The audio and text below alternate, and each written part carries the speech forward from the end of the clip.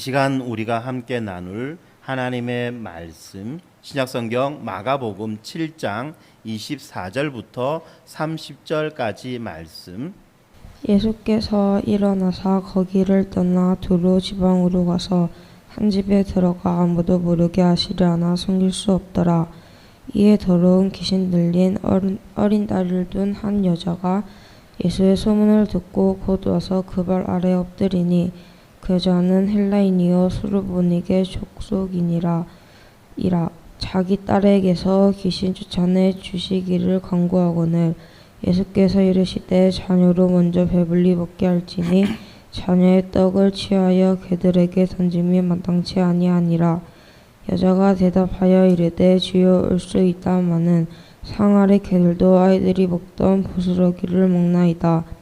예수께서 이르시되 이 말을 하였으니 돌아가라 귀신이 네 딸에게서 나갔느니라 하시매 여자가 집에 돌아가 본즉 아이가 침상에 누웠고 귀신이 나갔더라. 아멘. 오늘 우리가 함께 나눌 말씀이 이 마가복음 7장 24절부터 30절까지 말씀인데, 이 말씀은 여러분들이 많이 알고 있는 그런 본문의 말씀이라고 여겨집니다. 그러다 보니까 우리가 이 말씀을 읽을 때 별 의미 없이 또는 별 느낌 없이 이 말씀을 읽는 경향이 있는데, 사실 우리가 이 말씀을 그냥 읽다 보면은 뭔지 모를 그런 거북함 또는 뭔지 모를 그런 좀 이 거부감이 좀 들기도 합니다. 이 말씀을 보시면 이렇습니다. 예수께서 일어나사 거기를 떠나 두로 지방으로 가서 한 집에 들어가 아무도 모르게 하시려 하나 숨길 수 없더라 라고 먼저 말씀이 시작되죠. 예수님이 숨으시려고 합니다. 그런데 숨을 수가 없다는 거죠. 마치 무슨 숨바꼭질 하는 것도 아닌데, 그죠? 네. 예수님이 어디로 가셨습니까? 지금 두로 지방으로 가셨어요. 조금 전까지만 하더라도 예수님께서는 이 갈릴리 바다 부근에서 사역하시고 활동하셨죠. 그런데 이제 예수님은 거기를 떠나서 두로 지방으로 가십니다. 그러면 이 두로 지방이 어디냐라고 했을 때, 이 두로 지방은 갈릴리로부터 시작해서 서북쪽 방향에 있는 해안가 도시예요. 그리고 이 두로 지방이라고 하는 곳은 이방인들이 살아가는 지역입니다. 그리고 이 두로 지방과 또 이 갈릴리 지역과는 별로 그렇게 썩 관계가 좋지는 못합니다. 왜냐하면 이 바닷가에 있는 도시는 일반적으로 무역을 많이 하죠. 외부로부터 들어오는 여러 가지 귀한 것들을 이제 이 도시로 들어와서 이제 그 도시로부터 시작해서 내륙 각지로 흩어져 나갑니다. 그러다 보니까 이 두로 지방에 있는 사람들은 이 갈릴리 지방 사람들에게 물건들을 비싸게 파는 그런 경향도 있었고, 뿐만 아니라 역사적으로 보았을 때는 이 두로 지방 사람들이 이 로마에 협력을 하여서 로마의 앞잡이가 되어서 이 갈릴리 지방 사람들을 많이 핍박하고 했던 그런 역사들이 있던 것입니다. 그런데 예수님이 그 지역으로 가셨어요. 그리고 한 집에 들어가셔서 아무도 모르게 하시려고 합니다. 그 어떤 집에 들어가셔서 조용히 머무시려고 하는 거죠. 외부에 알려지기를 원하지 않으시는 겁니다. 왜 그랬을까? 본문은 그것에 대해서 잘 말해주고 있지 않아요. 그런데 우리가 앞에서 있었던 여러 가지 이야기들을 가지고 추정해 볼 때에 예수님은 제자들과 함께 끊임없이 휴식할 수 있는, 좀 쉬면서 예수님이 집중해서 제자들을 가르칠 수 있는 그런 시간들을 찾고 있었어요. 그런데 그럴 때마다 어떻습니까? 수많은 사람들이 예수님 앞으로 나와서 예수님의 도움을 요청하고, 또 그러다 보니까 예수님들은 그들의 요청을 뿌리치지 못하고 그들의 요청대로 그들을 돕고 고쳐주고 그들에게 말씀을 전해주시는 이런 일들을 끊임없이 해왔던 거죠. 몇 번이나 예수님과 제자들은 쉼을 가지려고 했지만 그렇게 제대로 쉬지 못하고 사역하시는 모습들이 우리가 앞에서 보았던 모습들이었습니다. 자, 그러다 보니까 여기에서도 예수님이 왜 아무도 모르게 하시려고 했는가라는 것을 봤을 때는 아마 제자들과 함께 이 예수님은 이 말씀에 집중하고 가르침에 집중하기 위해서 그러지 않으셨을까라고 생각해 봅니다. 우리가 일상에서 벗어나서, 바쁜 일상에서 벗어나서 말씀에 집중하는 것이 얼마나 중요한지, 이것을 우리가 지난번 수련회 때 잘 느꼈죠. 그죠? 아침부터 밤까지 말씀을 읽고 말씀을 나누고 그리고 말씀을 듣고 그리고 또 묵상하고 하는 일들을 3박 4일간 하니까 여러분들 어땠어요? 참 좋더라라고 하는 그런 느낌을 가지지 않았습니까? 남이 해주는 밥 먹고, 제일 좋은 거죠, 그죠? 남이 해주는 밥 먹고 말씀을 듣고 쉬면서 말씀에 집중할 수 있는 그런 기회를 가진다는 것은 정말 우리 인생에 있어서 소중하고도 중요한 시간이라는 거죠. 어쩌면 예수님은 지금 제자들과 함께 그런 시간을 가지려고 했는지도 모릅니다. 그런데 이런 시간을 또 어떻습니까? 예수님은 빼앗겨 버린 거예요. 빼앗겨 버린 거예요. 숨길 수가 없더라. 왜 그렇습니까? 어떤 사람들이 막 찾아오는 거예요. 25절부터 보니까 어떻습니까? 어떤 말이 나옵니까? 더러운 귀신 들린 어린 딸을 둔 한 여자가, 더러운 귀신 들린 어린 딸을 둔 한 여자가 예수의 소문을 듣고 와서 그 발 아래에 엎드립니다. 네, 25절에 어떤 한 여자가 등장합니다. 이름은 알지 못해요. 그런데 이 여자의 형편이 어떤지는 본문이 소개해주고 있습니다. 더러운 귀신 들린 어린 딸이라고 합니다. 어린 딸입니다. 장래가 한참 남은, 그죠? 장래가 창창한 이 어린 딸이에요. 어린 딸입니다. 그런데 이 어린 딸이 어떻습니까? 불행하게도 더러운 귀신에 들렸대요. 더러운 귀신에 들렸다고 하는 이 말은 통해서 우리가 알 수 있는 것은 이 어린 딸의 그 인격이 파괴되어져 가는 거예요. 그 어린 딸의 인성이 상실되어 간 그런 상태라는 것입니다. 악에 의해서 사로잡혀서 이 어린 딸의 인성과 인격이 완전히 소멸되어지고 파괴되어져 버린 그런 상태에 있는 그런 한 어머니죠. 한 여자라고 표현되었으나 한 어머니가 예수의 소문을 듣고 와서 그 발 아래에 엎드립니다. 예수님의 발 아래에 엎드려요. 발 앞에 엎드린 것도 아니고 발 아래에 엎드렸다고 말하죠. 어머니에 대한 이야기를 하다 보니까 아버지들은 별로 관심이 없는지 잘 집중을 안 하려고 하는데, 아버지나 어머니나 마찬가지죠. 부모의 마음은 동일한 겁니다. 발 아래에 엎드립니다. 발 아래에. 한번 상상해 보세요. 어떻게 하면 발 아래에 엎드릴 수 있을까? 발 앞에 엎드리는 것도 아니고 발 아래에 엎드린대요. 도대체 어떻게 얼마나 낮게 엎드려야지만이 발 아래에 엎드렸다라고 말할 수 있겠습니까? 이어서 26절에서는 이 여자에 대한 정보를 좀 더 자세히 말해주고 있어요. 그 여자는 헬라인이요, 수로보닉의 족속이라. 예, 그 여자의 이름은 우리에게 알려주지 않지만 그 여자가 어떤 사람인지에 대해서 두 가지로 알려주지요. 하나는 헬라인이다. 그리고 또 하나는 수로보닉의 족속이다 라고 말해줍니다. 헬라인이 어떠한 사람인지, 수로보닉의 족속이 어떠한 사람인지 우리는 잘 알지 못하지요. 그렇지만 어떻습니까? 낯선 사람인 거예요. 헬라인이라는 말, 특히 수로보닉의 족속이라는 말은 잘 들어보지 못한 말이잖아요. 다시 말하면 낯선 사람이에요. 낯선 사람. 유대인과는 전혀 상관이 없는 낯선 사람이었다는 것입니다. 이런 낯선 사람이 어떻게 합니까? 예수님의 소문을 듣고 예수님 앞으로 나오는 거예요. 예수와는 별로 관계가 없던 사람입니다. 그런 사람이 지금 예수님 앞으로 나와서 이야기합니다. 자기 딸에게서 귀신을 쫓아내 주시기를 간구하고 있습니다. 자기 딸에게서 귀신을 쫓아내 주시기를 간구하고 있습니다.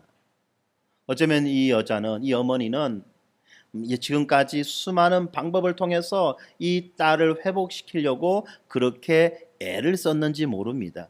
그런데 그런 모든 방법들이 다 소용이 없었고 이제 마지막이라는 심정으로 예수님 앞에 나와서 지금 자기의 딸에게서 귀신을 쫓아내 달라고 하는 그 부탁을 하고 있다는 것입니다.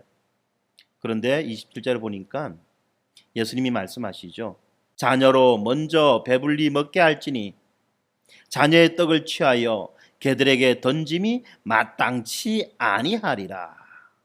자녀로 먼저 배불리 먹게 할지니 자녀의 떡을 취하여 개들에게 던짐이 마땅치 아니하니라. 여기에 두 종류의 대상이 나옵니다. 하나는 자녀, 하나는 개. 그러면 지금 예수님은 이 여자를 뭐라고 말하고 있습니까? 이 여자를 자녀라고 말하고 있나요? 이 여자를 개라고 말하고 있나요? 차마 입에 담기 어려워서 침묵하고 계십니까? 지금 예수님은 이 여자, 이 낯선 이 여자를 뭐라고 말하느냐? 개라고 말하는 거예요. 사람을 개라고 말하는 법이 세상에 있겠습니까? 사람을 개라고 말하는 그런 경우가 있겠냐는 겁니다. 그것도 예수님처럼 그렇게 추앙받고 예수님처럼 선하신 인물이다, 그저 훌륭한 분이다, 그런 사람이 사람을 어떻게 개라고 그렇게 말할 수가 있겠습니까?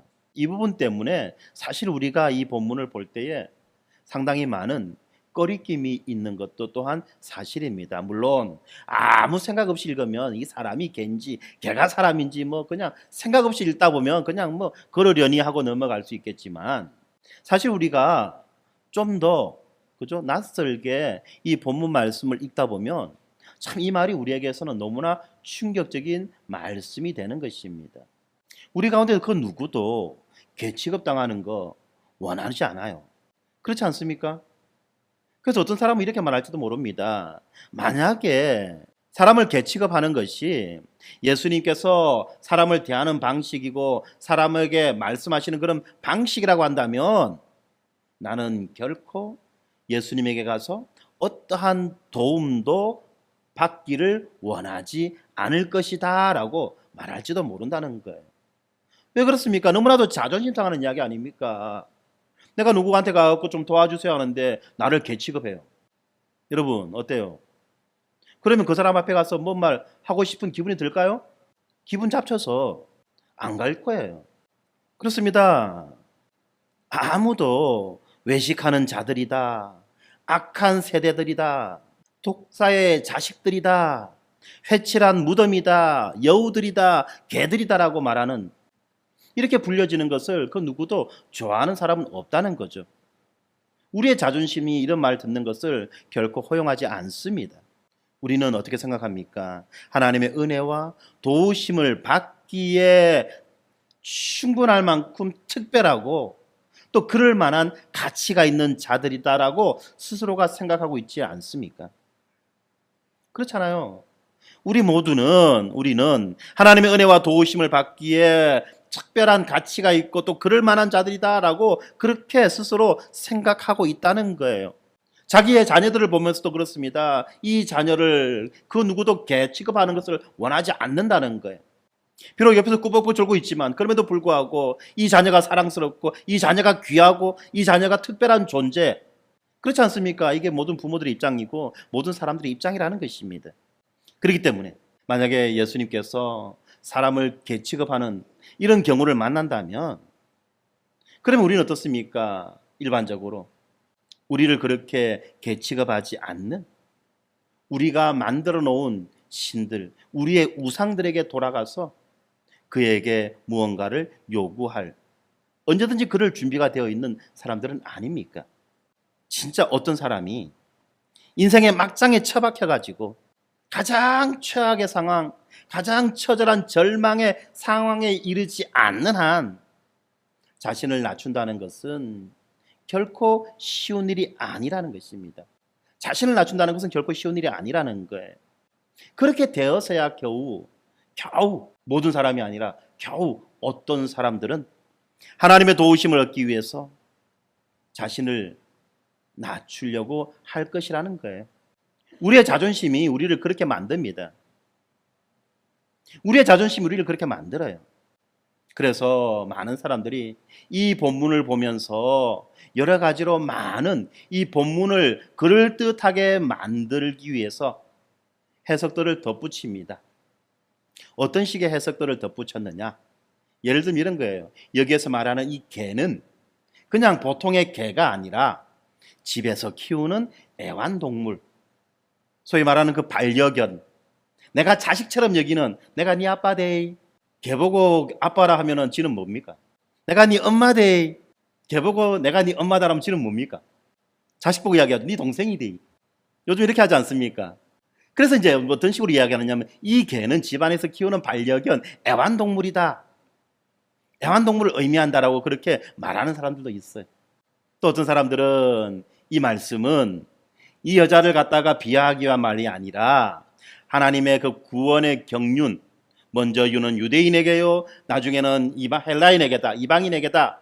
먼저 구원이, 하나님의 구원이 유대인들에게 적용되어지고, 그리고 그 다음에 이방인들에게 하나님의 구원이 적용되어지는 하나님의 그 구원 경륜의 원대한 뜻을 지금 예수님은 이 자리에서 이 여자에게 말씀해 주고 계신다라고 그렇게 말하는 사람들도 있어요. 물론 완전히 틀린 말은 아닙니다. 그런데 지금 이 여자가 어떤 여자입니까? 이방인 아니에요. 하나님의 말씀은 아예 들어본 적이 없는, 율법은 전혀 지켜본 적도 없는 그런 이방인이에요. 하나님과 1도 관계없이 살아가던 그런 이방인에게 하나님의 그 원대하신 구원의 경륜을 설명해 준다는, 좀 너무 억지스러운 이야기 아니냐는 거예요. 물론 어떤 그런 의미도 분명히 있습니다만 그것이 주된 내용은 아니라는 거죠. 그렇기 때문에 우리가 이 본문을 가지고 예수님을 옹호하고 변호하기 위해서 이런 말 저런 말 막 갖다 부리치는 뭐 그런 필요도 생각해 봐야 될 필요가 있습니다만, 그렇지만 이 본문이 가지고 있는 그 노골적인 것, 그 신랄한 그 모습, 정말 대하기 거북한 그 모습들을 우리는 그대로 직시해야만 하는 것입니다. 특별히 요즘 어떻습니까? 젠더 감수성이라고 이야기하는 그런 시대 아닙니까? 그런 시대 속에서 이 남자인 예수가 어떤 한 여자를, 그것도 도움이 필요한 여자를 개취급하는 것은 어떻게 보면 젠더 감수성에서는 정말 무지한 그런 일이고, 요즘 이제 페미니즘들, 유행하는 페미니스트들에게는 그야말로 이것은 손가락질 받고 욕 먹을 만한 그런 일이라는 것입니다. 그런데 예수님이 왜 이런 식으로 말씀하셨을까? 그럼에도 불구하고 예수님이 왜 이런 말씀하셨을까? 왜 이렇게 적나라하게 사람을 개취급하고 있을까? 이것을 우리는 잘 이해해야만 하는 것입니다. 우리는 이 말씀을 7장의 문맥 전체에서 살펴보아야만 합니다. 7장의 문맥이 무엇입니까? 7장의 시작이 어떤 것이었죠? 예루살렘에서부터 내려온 바리새인과 서기관들이 예수님의 제자들이 손을 씻지도 않고 밥을 먹는 것을 보고 예수님에게 항의하고 따지는 장면이 7장의 시작 부분입니다. 그러면서 이어지는 말씀이 어떤 말씀입니까? 사람이 거룩하게 되는 것, 사람이 깨끗하게 되는 것은 그가 어떤 손으로 무엇을 먹느냐에 달린 것이 아니라 그가 어떠한 마음으로 말하고 생각하고 행동하느냐, 여기에 달려 있다 라고 예수님이 말씀하셨죠. 어떤 손으로 무엇을 먹느냐가 사람을 깨끗하게 만들어주는 것이 아니라 어떠한 마음으로 말하고 생각하고 행동하느냐가 그 사람이 깨끗한 자인지 그 사람이 부정한 자인지를 드러내어 준다라고 말씀하시면서 우리들로 하여금 새 마음을 가질 필요성에 대해서 이야기하고 있는 것입니다. 마음의 문제라는 것입니다. 그리고 그 마음은 어떻습니까? 내가 오늘부터 새로운 마음 먹어야지, 새롭게 결심해야지 라고 해서 됩니까? 안 됩니까? 안 돼요. 우리가 쓰는 말, 고사성어 있잖아요. 작심. 그러니까 제가 작심이라니까 어떤 애들은 이 스타디 카페 이름이 작심이라는 카페가 있거든. 작심하니까 스카이라는데 그게 아니라 작심 3일이에요. 예. 아무리 결심해봤자 3일 못 넘긴다는 겁니다. 그렇지 않습니까? 부모, 여기 자리에 오신 많은 부모님들 아침에 아이들 교회 데리고 올 때 오늘 예배 시간에 졸아서는 안 된다, 말씀 잘 들어야 된다 라고 다짐 받고 왔을 거예요. 그런데 불과 몇 시간 지나지 않아서 지금 아이들 어떻습니까? 예, 그게예요. 마음의 문제예요. 마음의 문제. 아무리 결심하고 결정하고 안 해야지 이를 악물어도 어떤 상황이 이르게 되면 여전히 후회하는 일들을 하는 것이 인간이라는 것입니다. 사람의 힘으로, 사람의 능력으로 새 마음을 갖는다는 것은 불가능하다는 거예요. 오직 예수 그리스도께서 우리에게 새 마음을 창조해 주실 때 그때서야 비로소 가능하게 된다는 겁니다. 바로 그러한 내용들을 오늘 본문이 우리에게 말해주는 거예요. 사실 예수님께서 지금 이 여자를 모질게 대하는 것은 예수님의 그 자의적인 마음 때문에 그런 것이 아니라 어떻게 보면 지금 예수님은 철저하게 유대인의 입장에서 유대인을 대변하면서 유대인이 도대체 어떤 짓을 하고 있는지를 적나라하게 고발하는 그런 역할을 하고 계신다는 거예요. 헬라인이요 수로보니게 족속의 여인, 이방인입니다. 유대인들은 이방인을 율법을 지키지 못하는, 율법을 알지 못하는 정말로 부정한 자, 불결한 자라고 그렇게 여기지 않았습니까? 오염덩어리예요, 오염덩어리. 유대인을 생각하고 유대인을 대하면 오염덩어리라고 봤습니다. 그러면 그 오염덩어리가 어떻습니까? 무슨 짓을 하든지 무엇을 먹든지 그 모든 것들은 결코 그 오염덩어리를 깨끗하게 할 수 없는 그야말로 악의 근원이라고 여겨짐을 당하는 자들 아닙니까? 그리고 유대인들은 전통적으로 이방인들을 사람 취급하지 않았습니다. 그래서 그들은 이방인들을 개로 불렀던 것입니다. 지금 예수님은 그런 유대인의 입장을 지금 고발하고 지적하기 위해서 이 수로보니게 족속의 여인을 개로 말씀하고 있는 것입니다. 다시 말하면 너희들은 이 여인을 향하여서 개라고 부르지만 그러나 이 여인의 마음을 봐라. 이 여인의 마음의 중심을 봐라. 이 여인이 갖고 있는 예수 그리스도를 향한 그 믿음을 보아라. 그리고 판단해라.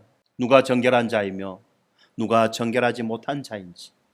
예수님은 바로 그것을 말씀해 주기 위해서 오히려 과장된 모습으로, 오히려 더 냉정하고 냉혹한 그런 모습으로 지금 이 여인을 대하고 있는 것입니다.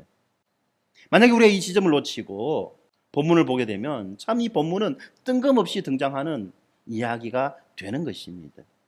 그렇습니다. 이 여인은 마가복음에 등장했던 수많은 사람들처럼 국적과 국경과 사회계층을 초월하여서 예수님의 그 위대한 능력 때문에 그리고 예수님으로부터 자기가 절실하게 필요로 하는 어떤 것을 얻기 위하여 예수님 앞으로 나온 자인 것입니다. 그녀는 지금 예수께서 구세주이시며 보다 큰 의미를 가진 완전한 떡, 다시 말하면 악의 세력으로부터 영원한 해방과 영원한 생명을 주시는 그것은 아직 잘 모르고 있습니다. 그렇지만 지금 이 여자는 예수님이 자기가 필요로 하는 떡, 좀 더 직접적으로 이야기하면 자신의 딸이 더러운 귀신의 압자에서 시달리는 그러한 고통으로부터 해방되는 것, 이것을 주실 수 있다는 사실을 알고 있어요. 그리고 이 여자는 이 떡을 얻기 위해서 예수님 앞에 와서 가장 낮은 존재가 되고 그리고 그 존재로서 가장 낮은 존재로서 주님 앞에 간청합니다. 이러한 태도는 유대인이나 헬라인이나 그리고 또한 모든 제자들에게 필요한 것이죠. 그렇습니다. 우리는 우리 인생에서 필요한 떡을 얻기 위해 우리의 삶을 완전히 그분에게, 예수 그리스도에게 기꺼이 드려야만 하는 것입니다. 그렇습니다. 이것이 먼저 우리가 살펴보아야만 하는 사실입니다. 오늘 본문은 모든 인간들이 이 귀신의 세력이나 심각한 질병들로 인해서 우리가 심각한 손상을 입을 때도 있고 심각하고 절망적인 그런 상황에 빠질 때가 있다는 사실을 알려주는 거예요. 그래서 모든 사람, 지위가 높은 자나 낮은 자, 부자나 가난한 자나 도시 사람이나 시골 사람이나 유대인이나 이방인이나 모두가 다 예수의 도움을 필요로 한다는 사실을 알려주고 있습니다. 그리고 예수님은 겸비한 믿음, 예수님 앞에서 겸손하고 자신을 비천하게 여기는 그러한 믿음, 이것이 중요하죠. 이 겸비한 이 믿음을 가지고 오는 사람을 아무도 그냥 그저 빈손으로 돌려보내지 않는다는 사실이 우리에게 있어서는 무엇보다도 중요합니다. 그렇습니다. 우리가 이 본문을 어떤 마음으로 대해야 될 거냐? 그리고 이 본문을 우리는 우리의 삶 가운데 어떻게 적용시켜야 될 거냐? 이것이 너무나도 중요한 거죠. 지금 예수님께서 이 여자를 개라고 말씀하셨던 것은 바로 유대인들의 이방인에 대한 편견과 자만심을 드러내기 위함이었습니다. 그리고 예수님은 이러한 유대인들의 편견을 지적하기 위해서 이방 여인을 그렇게 냉혹하게 대하는 거죠. 유대인의 관점에서 이방 여인의 이 간청을 매몰차게 외면합니다. 그래서 어떻게 보면 지금 예수님은 이 여자의 인격을 짓밟고 이 여자의 인격을 비하하는 것처럼 그렇게 보여지는 것입니다. 7장 27절에 아까 우리가 보았던 말씀, 자녀로 먼저 배불리 먹게 할지니 자녀의 떡을 취하여 개들에게 던짐이 마땅치 아니하니라. 자녀의 떡을 취하여 개들에게 던져주는 것이 마땅치 아니하다. 우리가 이 말씀을 읽을 때 우리는 어떤 자입니까? 우리는 어떤 자라고 여기고 이 말씀을 봅니까? 내가 자녀라고 여깁니까? 아니면 내가 개라고 여깁니까? 내가 자녀라고 여깁니까? 내가 개라고 여깁니까? 오늘 본문의 이 떡은 이 하나님 나라의 도래에 따라서 누리게 되는, 다시 말하면 하나님 나라가 이 땅 가운데 임하게 되었을 때 누리게 되는 각종의 풍성함과 그리고 해방을 의미하는데, 이 떡이 먼저 하나님의 자녀들에게 주어졌다고 말씀합니다. 그런데 이 여인은 이 자녀들에게 주어진 떡 부스러기라도 얻기 위해서 편견을 넘어서는 엄청난 겸손을 예수님 앞에 나타내 보이고 있죠. 여자는 자녀들이 가진 특권에 대해서 비아냥거리지도 않고 또 자신이 이런 특권을 가지고 있지 못한 것에 대해서도 괴로워하거나 자괴감을 가지거나 분노하고 있지 않습니다. 담담히 자신의 계된 위치를 받아들이고 모든 사람들이 마땅히 그러해야 하는 것처럼 죄인과 가난한 자와 궁핍한 자로서 예수님 앞으로 나오고 있는 것입니다. 그녀는 이방의 우상을 숭배하던 자였는지는 모르지만 적어도 자기 자신을 숭배하지는 않았다는 것입니다. 다시 말하면 예수님 앞에서 내가 낸데 이런 마음은 없었다는 거예요. 그가 예수님 앞으로 나오기 전에 어떤 우상 숭배자였는지는 모릅니다만 적어도 자기 자신을 숭배하는 자는 아니었다는 것입니다. 이것이 무엇보다도 중요합니다. 사랑하는 성도 여러분, 우리는 어떤 입장에 있을까요? 행여라도 섣불리 나는 지금 이 자리, 이 본문에서 자녀의 입장에 있다라고 그렇게 여기지는 않지요? 우리 모두는 이 본문에서 개의 입장에 서 있는 거예요. 우리는 어떻게 보면 개 취급당해도 마땅한 자들이라는 것입니다. 이번 수련회 때 이 아이들 청소년 집회에서 아이들이 어떤 존재였는지, 하나님의 은혜를 얻기 전에, 아니 하나님의 은혜가 왜 그들에게 필요한 존재인지를 말해주면서 충격적인 비유를 들었다고 제가 이야기를 들었습니다. 비니가 뜬금없이 저한테 제가 어떤 존재인지 알았어요 라고 말하면서, 어떤 존재야? 라고 물으니까 수련회에서요 이렇게 말했어요. 라면서 우리는요 이 피자에 올려져 있는 바퀴벌레와 같은 존재래요. 생각해도 끔찍하지 않습니까? 피자를 시켰는데, 그죠? 피자를 시켰는데 요즘 어떤 피자가 유명합니까? 청년 피자? 뭐 미스터 피자? 피자헛은 한물 간 것 같고, 하여튼 무슨 피자를 시켰는데 기대감을 가지고 피자 뚜껑을 탁 열었는데 이만한 바퀴벌레가 벌건기 한 마리 떡 누워가지고 구워져 있은, 얼마나 끔찍합니까? 그런 존재래요 라고 말하면서, 그런데 있잖아요 또 이렇게도 말했어요. 마라탕 속에 들어있는 쥐머리와 같은 존재래요. 아이들이 마라탕을 참 좋아하잖아요. 마라탕에는 온갖 이 음식물들이 다 들어갑니다. 그런데 그게 찌대가리가 하나 들어가 있다는 거예요. 참, 얼마나 생각해도 끔찍하지 않습니까? 그런 비유를 들면서 우리가 그런 존재라고 하는 것을, 그런 존재였는데 하나님이 우리를 사랑하셔서 하나님의 은혜를 입은 귀한 자녀가 되었다는 것을 그렇게 말해 주었대요. 참 충격적인 비유였습니다. 제가 들어도 저도 보통이 아닌데, 제가 들은 예도 참 보통 센 예가 아닌데 참 충격적인 비유를 들었습니다. 그렇습니다. 오늘 본문에서 지금 예수님은 이 여자를 그런 식으로 비유하는 겁니다. 당시에는 개로, 오늘날의 비유로 뜨자면은 그 마라탕 속에 들어있는 쥐대가리, 쥐는 대가리죠. 머리 아닙니다. 제가 욕하는 거 아니에요. 사람은 머리, 동물은 대가리. 그죠? 욕이 아닙니다. 그만큼 역겹고 거부감이 들고 그만큼 깊이 되는 그런 존재라는 것입니다. 그런 존재로 취급됐다는 거예요. 그럼에도 불구하고 적어도 이 여자는 자기 자신을 숭배하지는 않았어요. 그러니까 어떻습니까? 내가 낸데라는 그런 것이 아니라 겸손함으로, 겸비함으로 예수님 앞에, 그렇습니다, 나는 그런 취급받아 마땅한 자입니다라고 그렇게 고백하고 인정했던 것입니다. 그녀가 왜 예수님 앞에 나왔습니까? 자기 믿음에 대한 칭찬을 기대하고, 자기 인격에 대한, 자기 인생에 대한 어떤 칭찬을 기대하고 예수님 앞에 나왔습니까? 아니면 이 귀신 들린 딸의 그 치유를 기대하고 예수님 앞에 나왔습니까? 이 여자는 자신이 예수님 앞에 결코 받아들여질 수 없는 존재였다는 것을 인정하고 있는 것입니다. 그렇습니다. 하나님은 스스로 궁핍하고 가치가 없는 존재라는 것을 고백하는 사람들을 도와주십니다. 스스로 하나님의 보상을 받을 만한 가치가 있다고 여기는 사람이 아니라 스스로가 무가치하다고 그렇게 여기는 자들을 예수님은 도와주신다는 말씀입니다.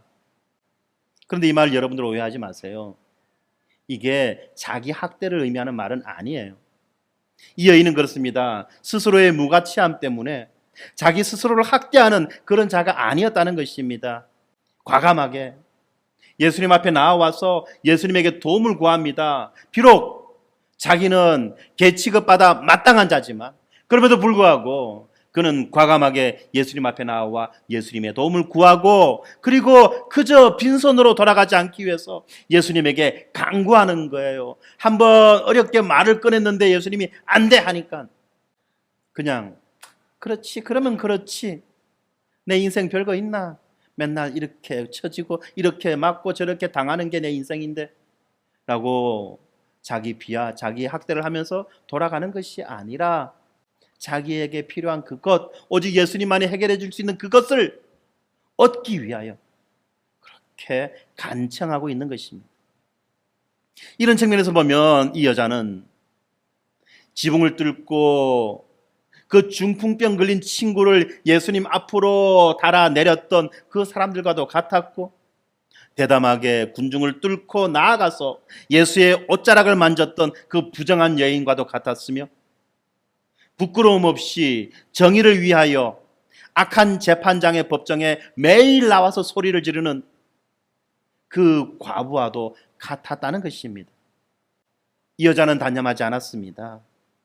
자신의 딸을 구하기 위하여, 자신의 딸을 구해달라는 그 도움을 예수님께 말씀드리고 그 도움을 얻기 위하여 이 여자는 완강한 결단력을 보여주었던 것입니다.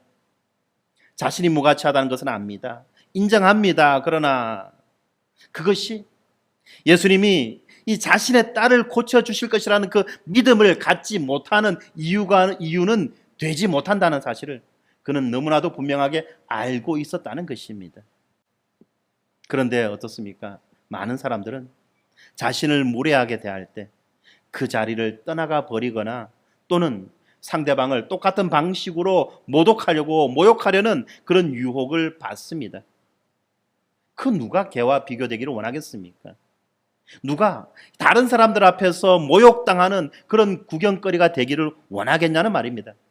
만약에 우리가 이런 경우를 당한다면 아마 대부분의 사람들은 어떻습니까? 자기 힘으로 그 문제를 처리하려고 하거나 또는 다른 문제 해결의 방법들을 발견할 수 있다라고 스스로를 그렇게 붙잡으면서 그 자리를 피하려고 할 것입니다. 그렇지 않습니까?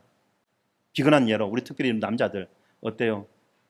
요즘에는 이제 워낙에 내비게이션이 잘 나와가지고 골목골목 차선 다 알려주니까 문제가 없는데 예전에 지도 보고 어디 찾아갈 때 내비게이션 없었을 때 가다가 보니까 길을 잊어버렸어요.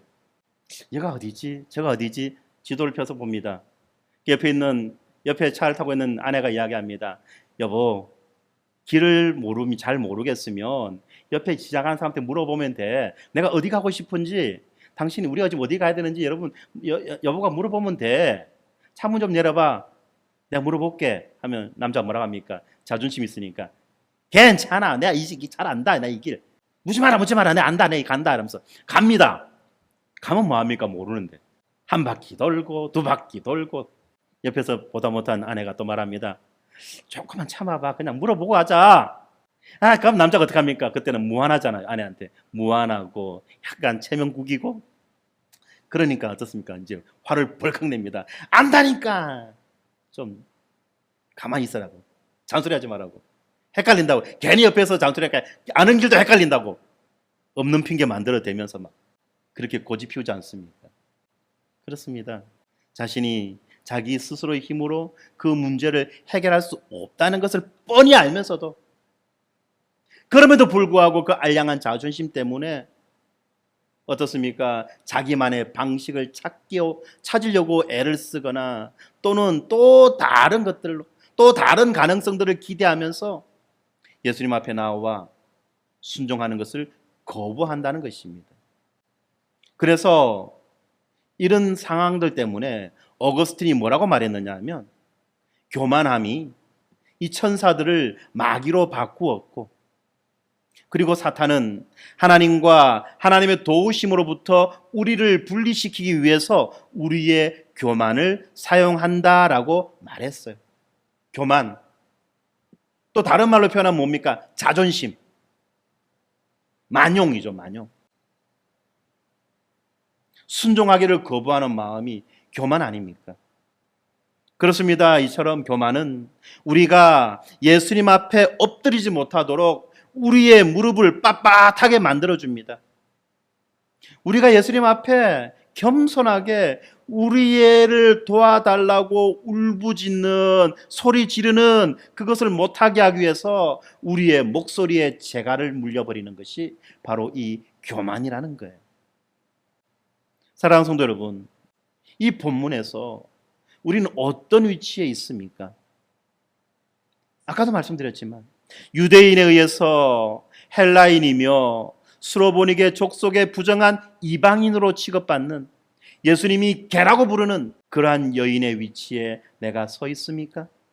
아니면 이 여인을 향하여 부정하다라고 손가락질하며 스스로가 율법을 지켜서 의롭게 된 하나님의 자녀의 위치에 있는 그런 자입니까? 오늘 본문 말씀이 우리의 마음을 불편하게 만드는 이유는 이것이 우리의 자존심을 찌르고 우리 안에 숨어있는 교만을 적나라하게 드러내 보여주고 있기 때문에 그렇습니다. 그런데 이 말씀은 우리의 영혼을 향한 예수님의 그 사랑의 손길입니다. 그리고 그 손길은 때로는 아프지만 결국 우리를 치유하고 우리를 구원으로 인도해 가십니다. 이 수로보니게 여인은 우리 모두의 모습을 비춰주는 거울입니다. 그녀는 자신의 비천함과 무가치함을 알고 예수님께 나아갔습니다. 그녀는 자신의 위치를 부정하지 않고 주님 앞에서 진심으로 자신을 낮추었습니다. 그리고 이것이 바로 우리가 가져야 될 그러한 태도라는 것입니다. 하나님 앞에서 우리는 모두가 부정한 자들입니다. 놈들 앞에서 그럴듯한 자로 자신을 포장하고 위장하고 과장한다 할지라도 하나님 앞에서 우리는 모두 부정한 자들이라는 것입니다. 아까 말씀드렸죠? 이 피자 속에 들어있는 바퀴벌레 한 마리, 마라탕 속에 들어있는 지대가리와 같은 존재가 바로 우리라는 것입니다. 그러므로 우리는 우리의 교만과 그 자부심을 내려놓고 오직 하나님의 은혜만을 구해야만 합니다. 그러므로 우리는 본문에서 참된 믿음의 본질인 이 겸손을 발견해야만 합니다.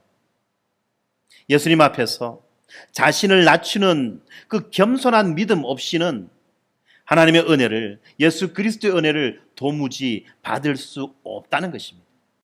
이처럼 구원은 오직 겸손한 마음을 통해서 이루어집니다. 우리 안에 있는 교만을 내려놓고 자신이 아무것도 아니라는 것을 인정할 때 우리는 비로소 예수님의 은혜를 경험할 수 있게 됩니다. 예수님은 한 이방 여인의 간절한 믿음을 보셨고 그 믿음에 응답하셨습니다. 예수님께서는 우리의 허영심과 자존심이 아닌 우리 마음속 깊은 곳에 있는 겸손과 믿음을 보십니다. 우리가 진정으로 주님을 의지할 때에 예수님은 우리를 외면하지 않으시고 우리를 돌보시며 그분의 은혜로 우리를 고쳐주십니다. 그리고 이 말씀은 또한 우리 교회를 향한 아주 중요한 메시지를 담고 있습니다. 교회는 겸손한 믿음으로 예수님께 나아가는 그러한 공동체입니다. 우리의 교만을 내려놓고 오직 주님의 은혜만을 갈구할 때 우리는 비로소 한몸된 교회 공동체가 될 수 있는 것입니다. 예수님 앞에서 우리의 교만을 내려놓자라고 하니까 어떤 사람들이 이렇게 반응합니다. 그렇습니다. 나는 예수님 앞에서 저야말로 겸손할 수밖에 없는 자입니다라고 말하지만 실상 나의 형제, 나의 이웃 앞에서 나도 모르게 자신의 교만이 뱀대가리 쳐들듯이 그렇게 슬그머니 쳐들고 상대방을 노려보고 내려다보는 그런 짓거리들을 하고 있다는 것입니다. 그것은 결코 참된 겸손이 아니지요. 참된 겸손이 아닙니다. 그것은 예수님 앞에서 아첨 떠는 거예요. 예수님 앞에서 겸손한 자는, 참으로 겸손한 자는 예수님이 보내주신 우리의 형제와 자매 앞에서도 마찬가지로 동일하게 겸손할 수 있는 것입니다. 그래서 이 한몸된 교회 공동체를 이루기 위해서 무엇보다도 필요한 것은 무엇냐? 교만을 내려놓는 거예요. 그래서 성경이 뭐라고 말합니까? 남을 나보다 낮게 여겨라. 경상도 말은 낮게인지 더 잘 보는 건지 아니면 낮아 보는 건지 이게 헷갈려가지고 구분이 안 돼갖고 남을 나보다 낮게 여기라니까 항상 낮아 보는 거는 그 경향이 있죠. 그 말이 아닙니다. 그렇죠? 예. 남이 나보다 더 나은 자라는 것을 인정하고 내가 타인보다 부족하고 모자라는 자라는 것을 인정하라는 것입니다. 예수님은 교만한 자를 대적하시지만 겸손한 자에게는 은혜를 베푸십니다. 그리고 교회 공동체는 이 겸손을 본받는 자들입니다. 우리 겨자씨 교회는 이러한 겸손한 믿음 속에서 주님의 사랑과 은혜를 누리며 살아가면 좋겠습니다. 마지막으로 우리는 이 여인처럼 모든 것을 걸고 예수님에게 나아가야만 됩니다. 비록 우리가 무가치하게 느껴질지라도 우리가 주님의 사랑과 은혜를 구하는데 주저해서는 안 됩니다. 주님은 우리의 참된 믿음을 보시고 그 은혜의 손길로 우리를 돌보시며 우리에게 새 마음을 주실 것입니다. 바로 이것이 우리가 보고 있는 이 마가복음 7장에서 우리에게 주는 메시지라는 것입니다. 우리 모두 주님 앞에서 낮아지며 그분의 은혜를 간절히 구하기 바랍니다. 예수님이 십자가에서 이루신 영원한 생명과 악의 세력으로부터의 완전한 해방을 우리는 믿음으로 받아들여야만 합니다. 우리 마음속에 교만을 내려놓고 겸손하게 주님의 은혜를 구하는 자들이 되기를 소망합니다. 세상 속에서 우리가 비록 작은 자로 여겨질 수 있고 임의와 아직 속에서 여전히 고난을 당할 수도 있지만 예수 그리스도 안에서 예수의 은혜로 인해서 우리는 날마다 큰 기쁨을 누리며 살아가게 될 것입니다. 이제 주님 앞에서 겸손히 나아가는 우리가 되기를 그리스도의 은혜가 날마다 우리 삶에 충만하게 임하기를, 그리고 새로운 마음을 가진 자로서 주님이 기뻐하시는 정결한 삶을 살아가기를 간절히 기도합시다. 기도하겠습니다. 하나님, 감사합니다. 오늘 본문 말씀을 통하여서 우리가 어떠한 자이며 우리가 어떠한 마음으로 예수 그리스도 앞으로 나아가야 되는지를 살펴보게 해주셔서 감사합니다. 그렇습니다. 우리가 어떠한 자였든지 우리가 예수님 앞으로 나아갈 때 적어도 자기를 숭배하는 자로서 예수님 앞으로 나아가는 자 되지 않게 하시고, 철저하게 자신을 내려놓고 겸손한 자로서 예수님의 도우심을 구하는 그러한 절박함으로 예수님 앞으로 나아가는 자 되기 원합니다.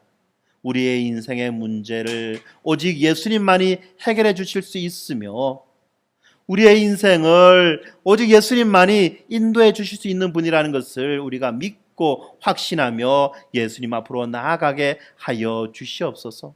무엇보다도 우리 인생이 당한 가장 큰 문제, 가장 고통의 문제인 이 죄와 사망의 문제, 이 죄와 사망의 문제를 오직 예수님만이 해결해 주실 수 있고 예수 그리스도 안에서 누릴 수 있다는 것을 기억하고 겸비한 마음으로, 겸손한 마음으로 예수님 앞으로 나아가는 자 되기 원합니다. 내가 낸데 라는 그러한 자만심과 자존심과 허영심으로 예수님 앞에서 머뭇거리는 자 되지 않게 하시고, 위장된 그러한 겸손으로 예수님 앞에 아첨 떠는 자 되지 않게 하시고, 오직 순전함으로, 정직함으로, 낮은 마음, 겸비한 마음으로 예수님 앞으로 나아가며 예수의 은혜를 누리고, 또한 우리 모두가 예수 그리스도의 몸된 교회임을 인식하고 서로 겸손함으로 섬기며 살아가는 자들 되게 하여 주시옵소서. 감사합니다. 예수님 이름으로 기도드립니다. 아멘.